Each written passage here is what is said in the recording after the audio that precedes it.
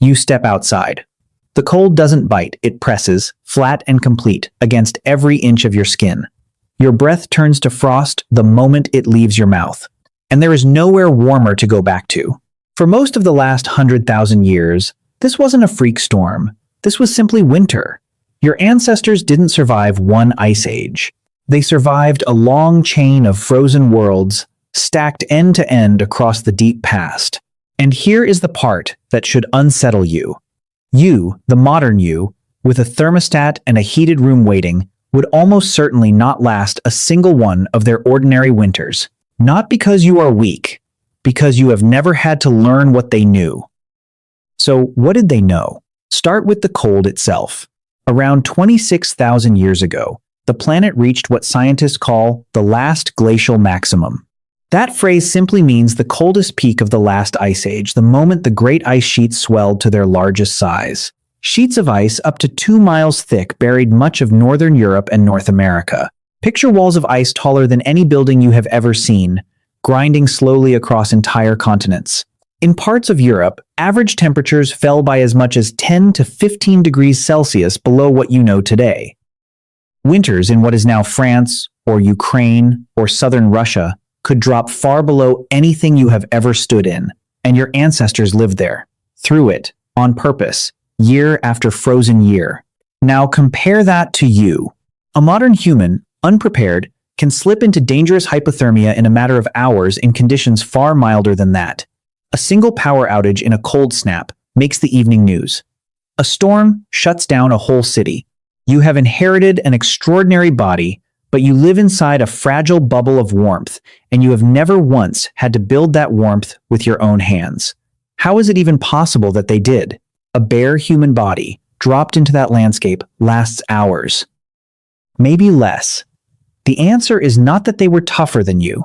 The answer is that they were inventors. Consider clothing, not the loose furs you imagine draped over a caveman's shoulders. Real, fitted, sewn clothing, the kind that traps a warm layer of air against the skin. We have a strange but brilliant way of dating when humans first started wearing it. In 2003, the geneticist Mark Stoneking studied lice. Specifically, body lice, the kind that live not on your skin, but in the seams of your clothes. By measuring how long ago body lice split off from head lice, his team estimated that humans had been wearing close-fitting garments for at least 70,000 years and possibly far longer. Read that again. We can date the invention of clothing by studying the bugs that learned to live inside it. But knowing they had clothes is not the same as knowing how good those clothes were. For that, look at the dirt. At a site called Dolní Věstonice, in the modern Czech Republic, the archaeologist Olga Sofer found something astonishing, pressed into fragments of fired clay, the woven imprints of textiles, nets, baskets, fabric. People there, around 27,000 years ago, were weaving plant fibers into cloth. They were not just hacking hides off animals, they were manufacturing. Now travel east to a place called Sungir in Russia. There, in graves roughly 34,000 years old, archaeologists uncovered bodies covered in thousands of tiny ivory beads. The beads were arranged in rows, and those rows traced the outline of the clothing they were once sewn onto. Fitted caps, long sleeves, trousers, boots.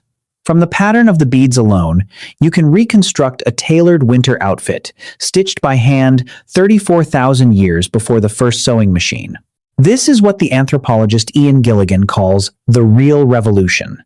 Loose clothing keeps you warmish, but complex, fitted, layered clothing sewn tight, stuffed, and doubled is a different kind of technology entirely. It is the difference between surviving a mild night and surviving a polar one. Without it, the coldest corners of the Ice Age world would have been simply uninhabitable. With it, your ancestors walked straight into them, and their bodies met the cold halfway. Over thousands of years, populations living in the deep freeze grew stockier, with shorter limbs and broader chests, shapes that hold heat, the way a thick mug holds tea longer than a thin glass. The Neanderthals, who endured these winters before your own ancestors arrived, were built almost like furnaces on legs. Barrel-chested, compact, powerful. The cold did not just test the human body, it slowly reshaped it. So let's reconstruct a day. Picture it. You wake before dawn inside a dwelling that did not grow there, it was built. At sites like Mezurich in Ukraine, people constructed shelters out of mammoth bones. Dozens of massive skulls, jaws, and curving tusks, locked together into a dome and covered with hides. Inside, a fire burns low. The air is thick with smoke and the smell of melted fat. You are wearing nearly everything you own. Layered skins sewn tight at the wrists and ankles to seal in the heat. Your first task is the fire, because the fire is the only thing standing between today and your last day. You feed it carefully. Wood is scarce on the frozen plain, so you also burn bone and fat, which holds a flame far longer than you would ever expect. Then you eat, and you eat fat. Not lean meat, fat. In a frozen world, lean meat alone can actually starve you, a grim condition that later explorers came to call rabbit starvation, because your body burns more energy digesting pure protein than the protein gives back. Your ancestors understood this in their bones. They prized the fatty cuts, the marrow, the organs. The richest, greasiest parts of the kill were not scraps, they were life. And here is the twist you would never guess. The thing most likely to kill you out there was not the cold. It was sweat. Think about it. You imagine the danger as freezing slowly in the still, silent air. But your ancestors knew the quieter enemy. If you worked too hard hauling a carcass, rushing through deep snow, you would sweat. And the moment you stopped moving, that sweat would freeze against your skin and pull your body's heat away from the inside out. Wet kills faster than cold ever could. So, survival was not about brute effort. It was about restraint. You moved at a steady, measured pace. You loosened your collar before you overheated, not after. You managed your warmth the way you might now manage money carefully, constantly, never spending more than you had to.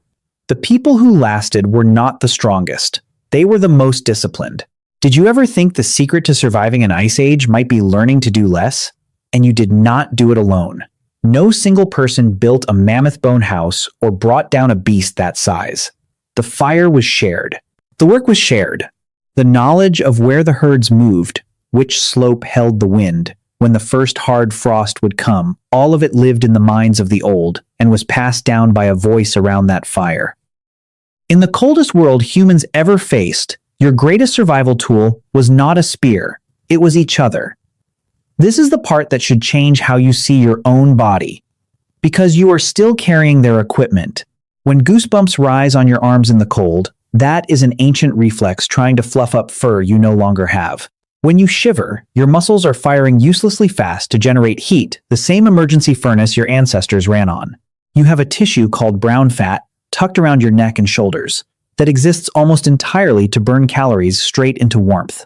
It is most active in infants and in people regularly exposed to the cold. The hardware is all still there, every piece of it. What you have lost is not the body, it is the knowledge. Your ancestors knew how to read a sky for a coming storm.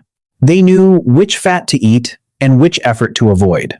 They knew how to turn a single dead mammoth into a house, a fire, a coat, and a meal. They knew the cold not as an emergency, but as a neighbor they had lived beside for 1,000 generations. You have a thermostat. They had 1,000 small, hard-won decisions, made fresh every single day. And it worked. That is the quietest miracle of all. Not one of your ancestors froze to death before passing on the line that leads to you. Every single person in that unbroken chain, stretching back through the deepest winters the species has ever faced, made it through the cold long enough to matter. You are the proof. You are the warm end of a fire that has never once gone out. So the next time you step outside and the cold presses flat against your skin and you turn, without thinking, toward a warm room waiting behind you, remember that there was a time when no such room existed. Your ancestors stepped into that same cold with nothing but their hands and what those hands had made, and instead of a warmer place to go back to, they became the warm place themselves.